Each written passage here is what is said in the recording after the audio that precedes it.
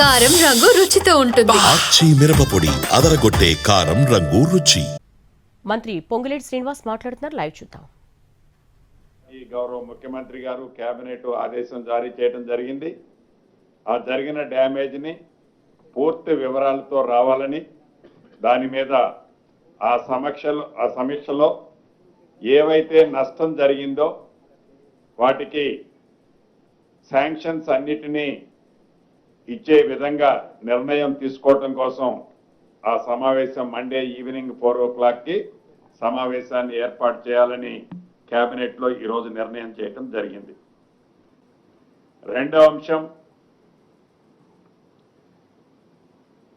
ఇక రిజర్వేషన్కి సంబంధించిన అంశం ఉంది. దాని మీద కూడా కేబినెట్ ఈరోజు క్లియర్గా నిర్ణయం తీసుకుంది.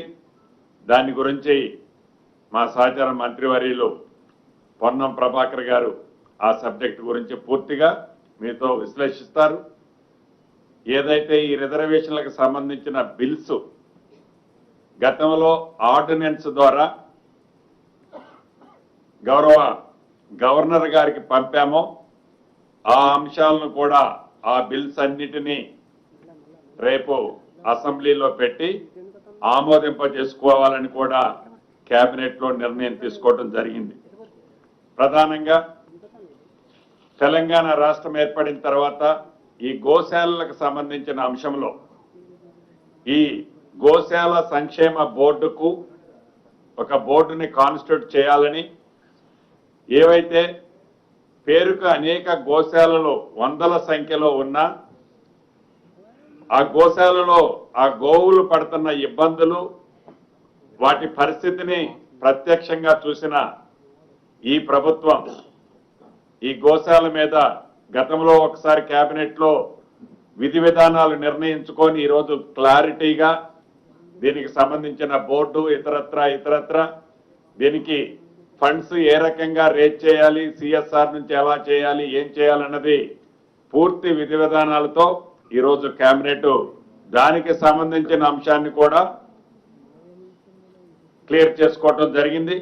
అదే రకంగా ఇరిగేషన్ సెక్టార్లో నేషనల్ హైడ్రాలజీ ప్రాజెక్టు, అంటే ఈ విపత్తు వచ్చినప్పుడు కానీ ఎక్కడైతే అత్యధికంగా వర్షం పడ్డప్పుడు ఆ పడ్డ వర్షాన్ని మెజర్ చేసే దాంట్లో ఆ ప్రాజెక్టులకు వచ్చే వాటర్ ఫ్లో ఎంత అవుతుందో ఎగ్జాక్ట్లీ మెజర్ చేసే లేటెస్ట్ టెక్నాలజీకి సంబంధించిన అంశాలకు సంబంధించిన నేషనల్ హైడ్రాలజీ ప్రాజెక్టు కింద కేంద్ర ప్రభుత్వం నుంచి రాష్ట్రాలకు ఏవైతే సపోర్ట్ వస్తుందో ఆ అంశం మీద కూడా కేబినెట్ లో డిస్కస్ చేసి కేంద్ర ప్రభుత్వానికి సంబంధించిన ఈ అంశాన్ని రాష్ట్ర ప్రభుత్వం కేబినెట్ లో ఈ నేషనల్ హైడ్రాలజీ ఎక్విప్మెంట్ కి సంబంధించిన దాన్ని కూడా ఈరోజు కేబినెట్ లో ఆమోదించుకోవడం జరిగింది.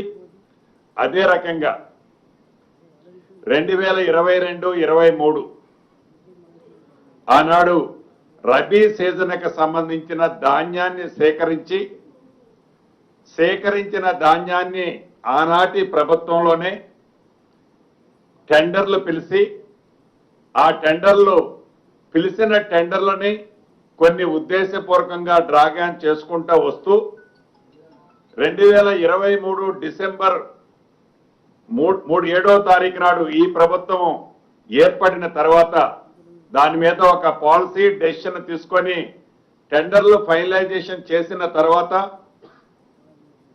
ఏదైతే ధాన్యం మిల్లర్ల దగ్గర సైజబుల్ క్వాంటిటీ టన్స్ లో ఉందో ఆ ధాన్యాన్ని టెండర్ సిస్టమ్ లో డిస్పోజల్ చేసిన తర్వాత కూడా ఆ టెండర్ ఫ్రూట్ఫుల్ అవ్వలేదు.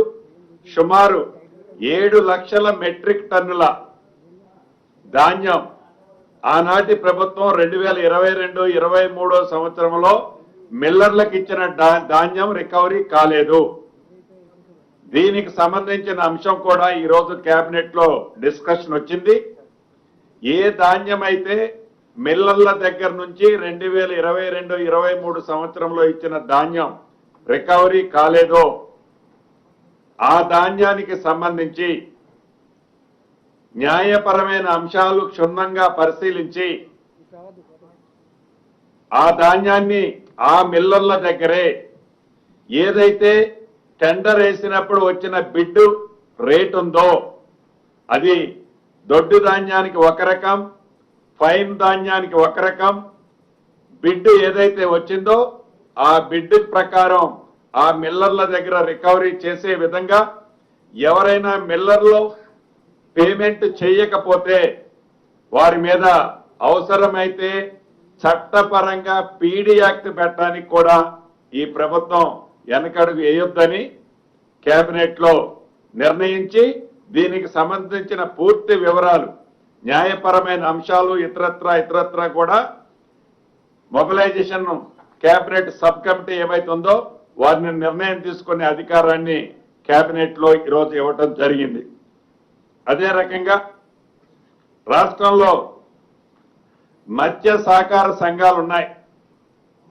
వాటిది ఈ సహకార సంఘాలకు సంబంధించిన ఎలక్షన్స్ లేట్ అవుతున్నాయి.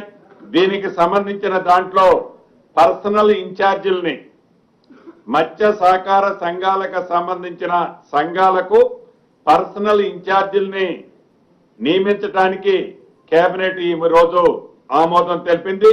ప్రస్తుతం సంఘంలో ఉన్న సభ్యులుగా ఉన్న వారిని పర్సనల్ ఇన్ఛార్జీలుగా ప్రభుత్వం నామినేట్ చేయాలని కూడా రాష్ట్ర కేబినెట్ నిర్ణయించడం జరిగింది. చివరగా గవర్నర్ కోటాలో నియమించే శాసన మండలి సభ్యులుగా ఒకటి ప్రొఫెసర్ కోదండరామ్ గారిని, రెండవది మహమ్మద్ అజరుద్ద్ గారిని, 2 పేర్లని కేబినెట్ ఆమోదించటం జరిగింది.